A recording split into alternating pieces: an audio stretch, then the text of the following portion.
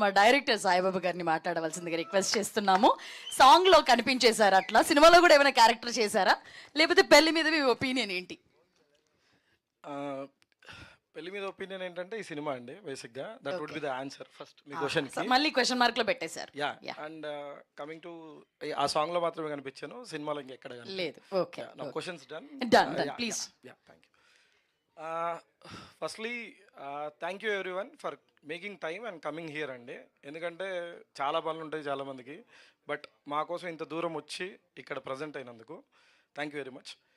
And coming to the cinema, first thing ఒక మామూలుగా మన పెద్దలు చెప్తారు కదా, ఇల్లు కట్టి చూడు పెళ్లి చూసి చూడని, పెళ్లి చేసి చూడని. దానికి ఒకటి యాడ్ ఆన్ చేద్దాం అనుకుంటున్నా, సినిమా తీసి చూడు. సో బేసికల్గా that would be the thing అండి. ఇల్లు కట్టడం, పెళ్లి చేయడం, సినిమా తీయడం సేమ్ కష్టం అని నా ఫీలింగ్.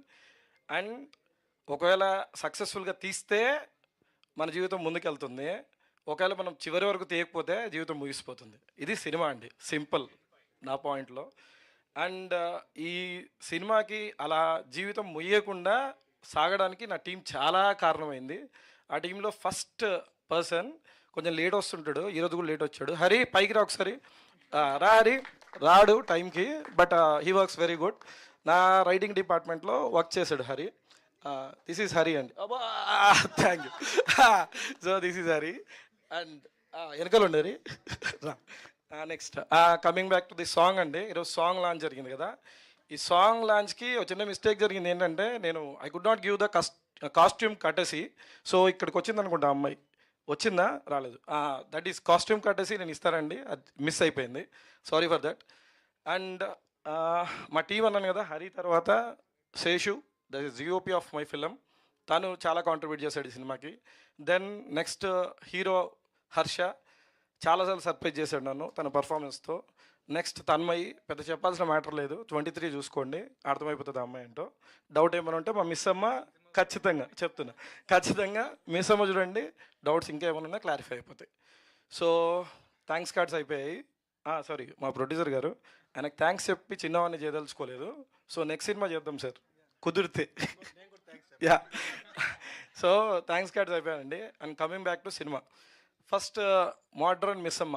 ఈ టైటిల్ పెట్టడానికి కొంచెం ధైర్యం కావాలండి, ఎందుకంటే అప్పట్లో ఎన్టీఆర్ గారి సినిమా మిస్ అమ్మ అది చాలా అడ్వాన్స్డ్ ఫిలిం నా దృష్టిలో. ఎందుకంటే అప్పట్లోనే లివిన్ ఎక్స్ప్లోర్ చేసి, దాని తర్వాత నెక్స్ట్ శివాజీ గారి సినిమా, భూమిక గారిది, భూమిక గారు, అది కూడా చాలా అడ్వాన్స్డ్ సినిమా. లైక్ ఏంటంటే మ్యారీడ్ పర్సన్ని ఒకరిని చూజ్ చేసుకొని మరీ తను బయటికి తీసుకొచ్చి తన నెక్స్ట్ కంపెనీకి బాస్ చేయాలని చేసే ఒక బాసిజం సినిమా.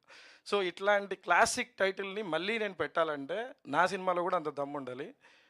నేను షార్ట్గా చెప్తాను, సినిమా ఫస్ట్ కాపీ చూసేసుకున్నాం, నేను రాసిన దానికంటే బెటర్గా వీళ్ళు పర్ఫామ్ చేసి ఓకే ఈ టైటిల్ పెట్టొచ్చు అని కాన్ఫిడెన్స్ ఇచ్చి మోడ్రన్ మిస్ అమ్మ టైటిల్ పెట్టేలా చేశారండి. That is about modern miss Amma firstly. And coming back to next Gopi Sundar గారి మ్యూజిక్, మేము ఏదైతే పర్ఫామ్ చేశామో దాన్ని నెక్స్ట్ లెవెల్కి తీసుకెళ్ళింది మాత్రం 100% గోపి సుందర్ గారి re recording and the songs which have watched. ఇది జస్ట్ ఫస్ట్ సాంగ్ అండి, this is our theme song. It reflects all the film what we want to tell అండి ఇది. అండ్ నెక్స్ట్ 3 సాంగ్స్ కూడా ఉన్నాయి, అవి కూడా మిమ్మల్ని ఖచ్చితంగా ఎంటర్టైన్ చేస్తాయి అనుకుంటున్నాను. అండ్ నెక్స్ట్ ఇంకా ఏం చెప్పొచ్చు సినిమా గురించి, ఇంకా చాలా ఈవెంట్స్ ఉంటాయి నాకు తెలిసి.